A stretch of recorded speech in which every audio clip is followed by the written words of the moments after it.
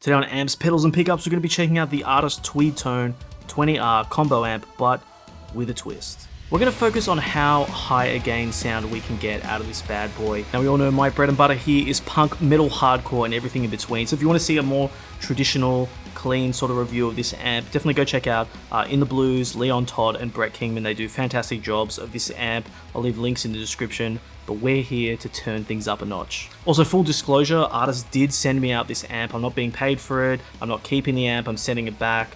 They had no coercion in anything. There's no real correspondence in what I'm doing. They just sent me out the amp to let me do my thing, and that's what I'm gonna do today. Alright, I filmed some sweet footage of the amp, just showing off all the angles and everything, put together a quick little video. So let's check that out, and then we'll go through the amp and push it to see how hard we can make this bad boy sound.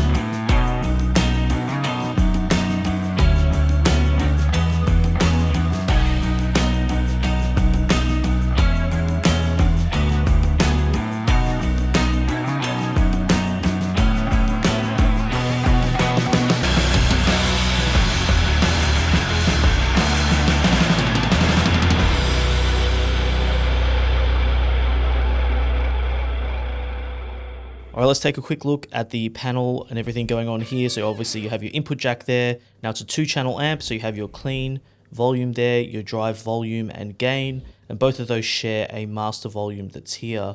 Now they also share the EQ tone stack, so that's going to be shared for both channels, and then you have a master reverb that will apply to either channel. Now to change the channels, you can just use the drive button here, or there is a foot switch jack at the back. It doesn't come with a foot switch as its own on default, but they do sell a foot switch separately. Pretty standard stuff. Just wanted to walk you through it before we did some tones. I'm using a Gibson Les Paul Custom here, drop D, bent off of Black Hawks on the pickups. Everyone always asks this stuff, it's just easier to mention it in the videos. So I've got the drive channel engaged now. I've got portable power, noise gate, Bondi Effects, Sick As. I have everything dialed in now. Pedals are off. Let's take a listen to how everything sounds. You can see the levels on this thing are extremely conservative because this amp is bloody loud in real life. But let's have a listen to how everything sounds now.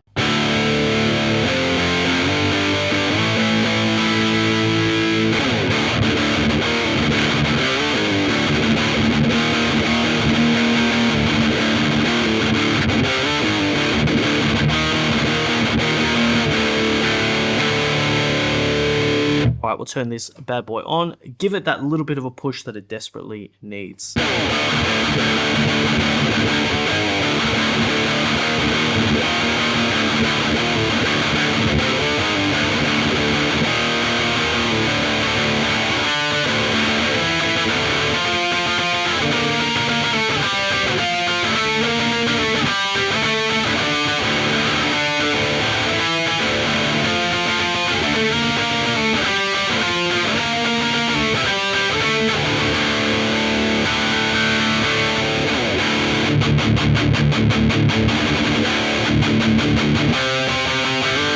For this kind of setup, this sort of amp that is massively not a punk or metal amp, it is holding up extremely well for those high gain tones. Yeah,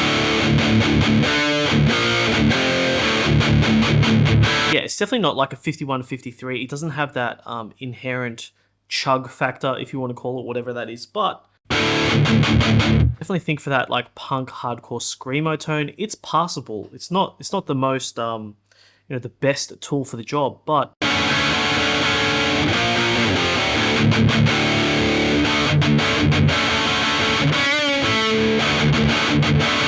Yeah, for punk stuff, I think it's fine because it's got that almost martially sort of sound when it's pushed.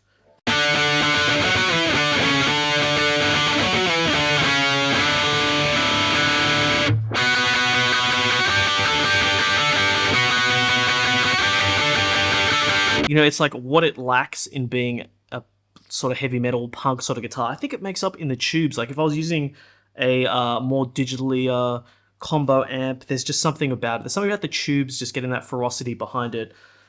I'm going to keep saying it. It's not the tool for the job, but it's not a bad tool for the job either.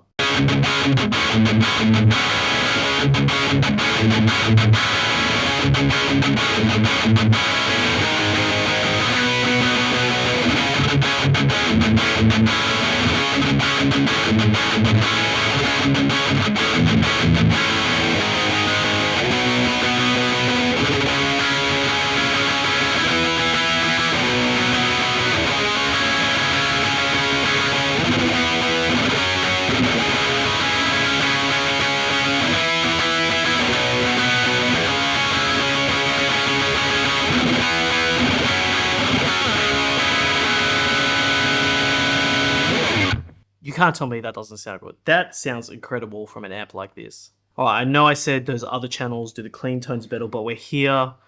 Fine, I'll turn off the drive pedal. I'll turn off the Bondi Effects Sick As. We'll leave the noise gate engaged, why not?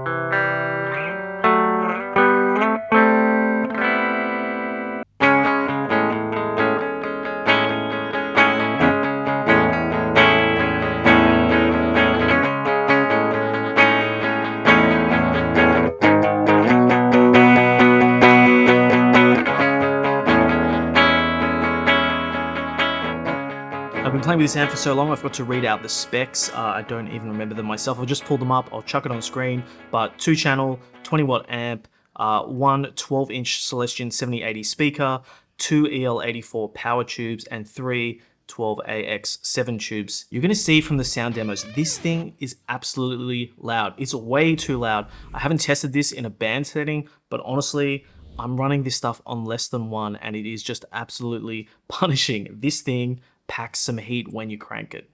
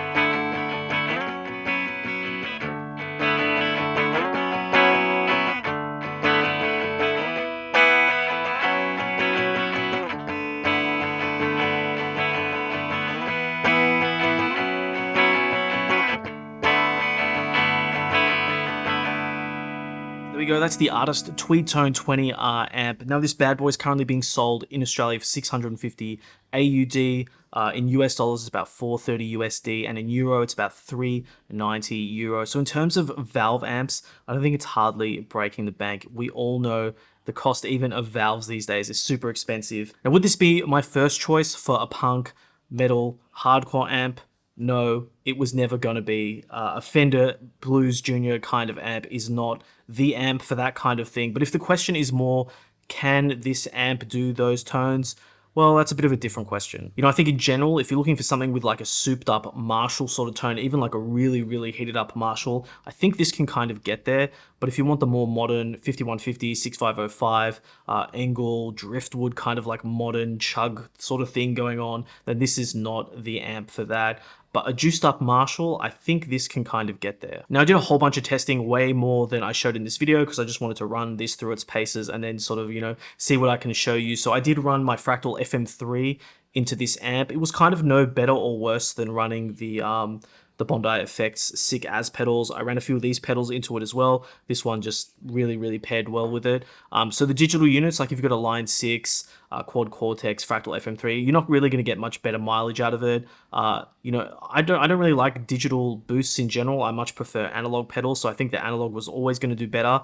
But yeah, those units I don't think are going to do any better than what you heard here. Having just like a solid boost pedal, any kind of boost pedal will definitely be the best pairing with this kind of amp. So there we go. If you've ever wondered how these kinds of amps held up by kicking the absolute pants out of the front end of them with a you know, some kind of boost or drive pedal, then hopefully got that answered here. Maybe you got a friend or family member with one of these kicking around and you wanted to take it to band practice and you weren't quite sure how things were held up. You know, I think it holds up pretty well, definitely in a live setting. Another shout out to Artist for sending this over. I'm going to be returning this amp because, you know, as my motif stands in this channel, I don't really have a need for something like this.